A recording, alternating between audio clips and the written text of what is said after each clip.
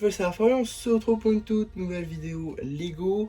Aujourd'hui, review dans la gamme Lego Star Wars du 775-402, en commandé pour 9 ans et plus au prix public de 69,99 €, sorti le 1er janvier 2025 avec 497 pièces. On va bien évidemment parler du chasseur Arc 170, un set donc basé sur The Clone Wars évidemment, mais vu le box art juste ici, on pourrait aussi parler, pourquoi pas, d'une inspiration sur l'épisode 3, la revanche des Sith, avec ici le chasseur de Plo Koon évidemment.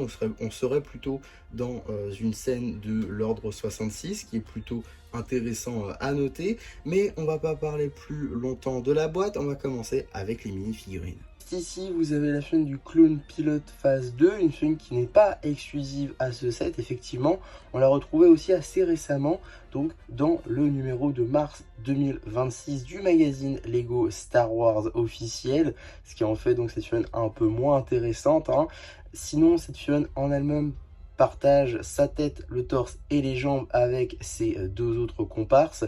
Le casque, lui, du coup, reste exclusif à cette mini figurine avec des topographies différentes. Néanmoins, le moule est également partagé avec tous ses camarades. Et effectivement, hein, la tête est aussi différente de tous les autres clones. On est vraiment sur un clone avec une visière, ce qui est plutôt cool. On aurait, je pense, quand même pu avoir une seconde expression faciale, peut-être avec la visière repliée, ça aurait pu être plutôt sympa. Effectivement, l'arrière de la tête est totalement dépourvu de topographie, c'est un peu dommage. En tout cas, on a quand même des topographies à l'arrière du torse. En termes d'accessoires, un petit pistolet laser. Ici, vous avez la chaîne du Clone Pilot Jag, une chaîne exclusive à ce set, de par le casque, effectivement, avec des topographies différentes du précédent et exclusive à ce set. Tout le reste, c'est les mêmes pièces qu'on a déjà vues sur la chaîne d'avant. Note quand même les topographies à l'arrière du torse, l'accessoire qui est aussi le même. Puis troisième et dernier pilote clone, avec ici le clone pilote nommé Odd Ball, avec là encore un casque exclusif à cette figurine avec des topographies différentes, ici de couleur noire et un peu jaune. Sinon tout le reste, c'est la même tenue que sur ses deux autres camarades. Topographie à l'arrière du torse, encore une fois, petit pistolet. Enfin, le Droid Astro Meccano R4 P44 qui était exclusif jusqu'alors à ce set, néanmoins réapparu récemment dans le tout dernier X-Wing de la Nouvelle République, sorti à l'occasion du film The Mandalorian and Grogu le 1er avril 2026. Avant d'aller plus loin, j'aimerais très rapidement donc signifier que nous avons un petit Demon Break dans ce set, même si en vrai on s'en fiche pas mal. Et donc on va pouvoir passer au set en lui-même. Et d'abord, premier truc à dire, c'est un vaisseau que je trouve assez imposant. Alors je sais que maintenant les sets Lego Star Wars et même les sets Lego en général ont tendance à être beaucoup plus petits, forcément, avec toutes les nouvelles petites pièces qui sortent pour du détail. On se retrouve à avoir des vaisseaux qui sont plus petits que les précédentes versions, par exemple d'il y a 10 ans. Mais franchement, ce véhicule-là, même malgré le fait qu'il soit petit, je trouve qu'il a franchement une belle taille. J'ai pas spécialement l'impression d'avoir un vaisseau très petit. Je sais que la précédente version était beaucoup plus grande, mais franchement, là, je trouve que la taille est assez satisfaisante et je le voyais vraiment beaucoup plus petit, quoi. Donc, assez surpris, très bien surpris de ce point de vue-là. Alors, on a évidemment une fonctionnalité assez intéressante, c'est-à-dire le déploiement des ailes qui fonctionne comme ceci. Voilà, bon, petit problème à mon sens, je pense que ça aurait pu être un peu plus. On peut le faire, mais voilà, faut le faire avec les mains. Et le système lui-même ne permet pas de faire aussi écarté. Donc voilà, c'est ok, mais bon, après ça rend bien, hein, on est d'accord. Mais je trouve que le système aurait pu être peut-être un peu plus élargi, quoi. Parce que là, c'est un peu trop rapproché des ailes, je trouve. Mais goût purement personnel. Au moins, le système fonctionne. Donc ça marche à l'arrière comme ceci, avec une petite barre technique. On vient ici la pousser de gauche à droite, selon comment vous voulez mettre les ailes. Donc ça, c'est plutôt cool. On a ensuite les réacteurs ici en brick build. Voilà, la construction en technique était pas trop chiante, honnêtement, elle était ok. Par contre, il y a quand même beaucoup de stickers dans ce set.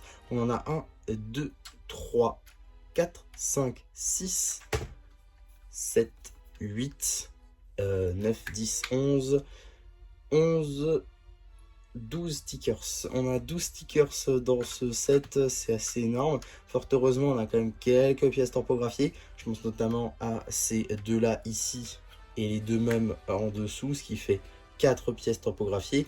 Et dans les cockpits également, on a du coup 2 pièces tampographiées juste ici. Cette pièce-là, du coup, de tuiles 2x2 blanches tampographiées avec le cockpit. Enfin, avec les panneaux de commande qui, je trouve, rendent assez bien. Et on a aussi cette pièce-là, assez connue maintenant, assez ancienne. Donc voilà, ça, il n'y a pas de nouveauté. Donc voilà, franchement, beaucoup de stickers, faut s'y préparer, mais ça va. J'ai déjà collé les stickers du Ninjago City par exemple, donc c'est pas bien grave. On a ensuite les tourelles évidemment à l'arrière, tourelles factices qui ne tirent pas vraiment, mais qu'on peut quand même orienter un petit peu comme on veut, ça c'est cool. Par contre, on a quand même des lance-missiles, hein, juste ici, missiles à comme ceci.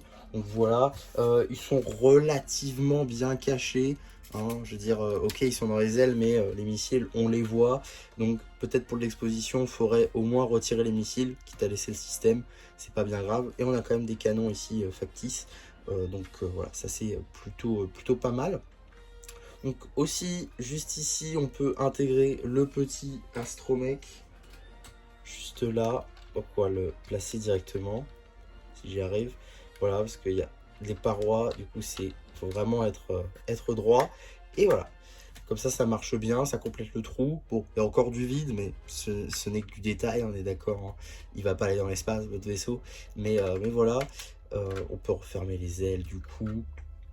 Non, franchement, un bon vaisseau. Ah oui, il n'y a pas de 12, il y a pas de 12 stickers. 13 et 14. Oui, j'allais le faire tomber. Oui, j'allais le faire tomber. Donc ouais, il y a quand même 14 stickers dans ce set, c'est assez énorme. Mais bon, c'est pas bien grave, honnêtement, ça rajoute quand même du détail. Mais c'est toujours intéressant de le noter. Donc voilà, franchement, si je devais revenir du coup sur cet arc 170, un vaisseau que je trouve plutôt cool, un vaisseau que je trouve assez imposant, malgré le fait que les vaisseaux actuels de Star Wars commencent à être commence à rapetisser justement. Je trouve qu'il a une bonne taille. Il y a quand même beaucoup de stickers, faut en être conscient. Mais je pense que pour du jeu, franchement, il est plutôt sympa. Même pour l'exposition, ça peut très honnêtement passer, d'autant plus dans ce mode-là, si j'y arrive. Non, c'est l'autre sens. Voilà. Comme ça, je pense que ça peut vraiment bien passer. Alors, il manque évidemment un stand, hein, ça paraît évident.